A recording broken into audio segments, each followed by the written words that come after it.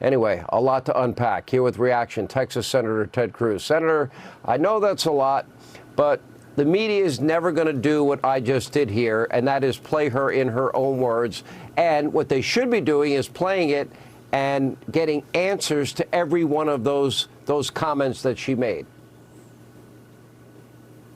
Well, they're not going to do that. You're right. Her record is extraordinarily radical. Let me say at the outset, Kamala can't have my guns, she can't have my gasoline engine, and she sure as hell can't have my steaks and cheeseburgers.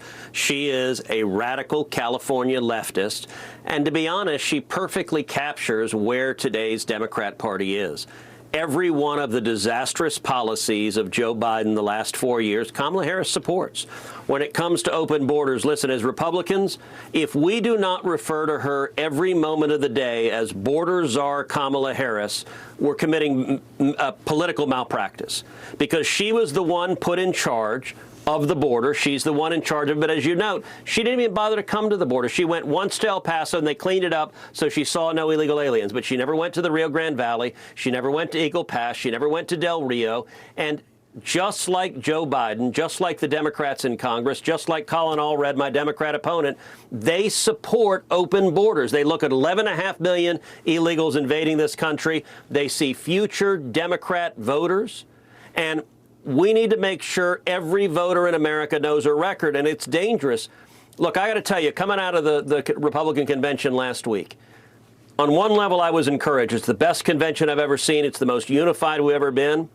But on another level, I was very worried, because I was worried that Republicans, we were overconfident, that there was an air of celebration. And listen, there's a time to celebrate after the election, but we got a lot of work to do. We're 103 days out, and the media is getting ready to spend billions of dollars building Kamala up, telling the American people she is a combination of Mother Teresa and Oprah and Gandhi. And that is dangerous. And by the way, they're also going to do a Joe Biden basement strategy with her. They're going to lock her in the basement. They know she commits a lot of gas, so they're going to muzzle her. They'll roll her out for one debate with Trump. We'll see how that goes. And other than that, they're just going to spend billions of dollars in TV ads and trust the corporate media to create a fake image of her. It's dangerous, and it means all of us need to focus on her actual record. She lied about Joe's cognitive decline. She lied and said the economy, inflation was transitory. She lied about the border, said the border was secure. She's lied about basically every issue. She's extreme on abortion. She's extreme on the environment. She supports the new Green Deal. She doesn't want fracking. She doesn't want drilling. She wants to reduce meat consumption. I'm with you. I'm a paleo, keto-friendly diet person. And all of which is, her track record. But she's going through this honeymoon phase, this sugar high the Democratic Party and the media mob, the state-run media is feeling. How long do you think that lasts? Because I don't think it's going to last, Senator. I don't think there's any way it lasts, because whether they like it or not, this information, these tapes I'm playing, these comments you're making, they're going to get to the American people. Young people 18 to 24 are going to know she called them stupid, and that's just the tip of the iceberg. Well, listen, you look at the timing the Democrats did this. They did this right after the Republican convention. And the reason they did that is typically a candidate enjoys a bounce from a convention. The historical average is about 4 points. It was savvy of them to do this right after the convention to try to cut off the bounce. Now, the Democrat convention is coming up in about a month. Their plan is for the next month to be a month-long Democrat convention, and I think the media intends for the next 103 days to do nothing but puff her. And look, put yourself in the mind of a radical leftist, whether you're a donor, whether you're an activist, whether you're a corporate media reporter. 2 weeks ago, you were despondent. Your candidate had dementia. You knew you were going to lose. You're terrified about Trump being president. They're all now like a drowning man who's been thrown a life vest. They're ecstatic. They're jubilant. And listen, I served in the Senate with Kamala. I know her well. Joe Biden was hapless, and he was a puppet who was moved by left-wing forces controlling his administration. Kamala's a true believer. She believes this stuff. And you want to see an illustration of that? Look at today. Today, Prime Minister Netanyahu addressed the joint session of Congress. I was there for the speech. I sat down and spent 40 minutes with Prime Minister Netanyahu one-on-one right after the speech.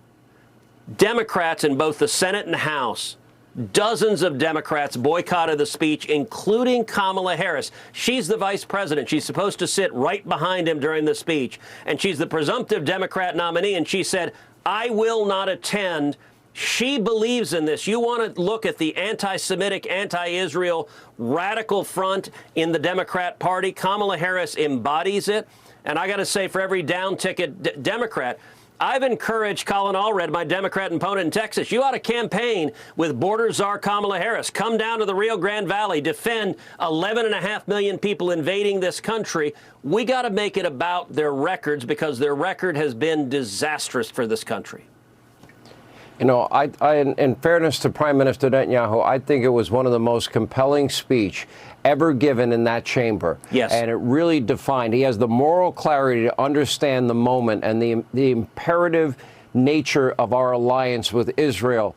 And one of the things, perhaps maybe one of the biggest failures of Joe and Kamala, is the fact that they have surrendered in the war against radical Islamic terrorism.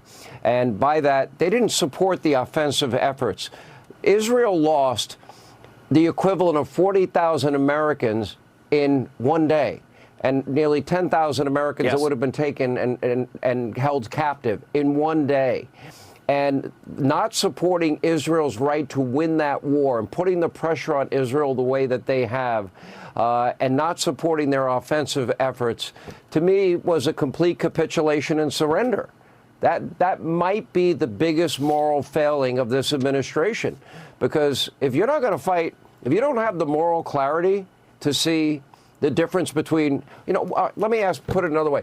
What part of murder, Senator, what part of rape, what part of kidnapping, what part of beheading, what part of torture don't Joe Biden, Kamala Harris, that idiot George Clooney, his wife understand? What are they missing? Because I'm having a hard time understanding it. Look, the tragedy is when they see these radical terrorists, when they see the protesters burning the American flag, hoisting the Palestinian flag over Union Station, Kamala Harris and the radicals in the Democrat Party, they're cheering for the protesters. That's who they are. And you know, I agree with you. This speech was remarkable. As I told Prime Minister Netanyahu afterwards, it was Churchillian, and that is an adjective I have not used for any other world leader. I think Benjamin Netanyahu appreciates the gravity of the situation, the existential threat to Israel and to America. Listen, those who hate Israel hate America. Those who hate Jews hate Christians. And Kamala Harris wants the votes of the radicals on campus who are anti-Semites. As you noted in your opening monologue, Josh Shapiro, the governor of Pennsylvania, they're talking about him, but CNN reported, just matter of fact, well, it's a problem in the Democrat Party that he's Jewish. They're now admitting that the Democrat Party has mainstreamed anti-Semitism because they want the votes of the radicals. And I got to say again, my opponent in Texas, Colin Allred, supported them. Happily. She supported those people at Columbia. Sorry, Senator. That's exactly right. And she also bailed out the Black Lives Matter and Antifa rioters who were burning shops, who were committing assaults. When it comes to radicals, when it comes to people threatening violence, Kamala Harris and the radical left, they side with those radicals. And it's dangerous. And listen, I'm not saying that while Netanyahu was speaking that Kamala Harris went to Union Station, pulled the American flag down, lit it on fire, and then started dancing around a Palestinian flag. She didn't quite do that, but I'll tell you this. Her sympathies are more with the lunatics and radicals who did than they are with Prime Minister Netanyahu, who is standing up, trying to save Israel and America from radicals who, when they chant death to Israel and death to America, they mean it. And the stakes on this election, they are existential. And as I noted, Colin Allred, my Democrat opponent, he welcomed a radical Islamic cleric from Texas as, quote, he always represents the best of North Texas. Well, that cleric today tweeted out an image of Benjamin Netanyahu as a war criminal. That's who the Democrat Party is. And let me say to your viewers, Schumer's spending $100 million against me, so please go to tedcruz.org. I need your help because this is a three-point race right now, and it is a battle between the radicals that have taken over the Democrat Party and common sense that stands up and defends America. Senator, you have been an outspoken voice for the cause of liberty and freedom and a staunch, solid conservative.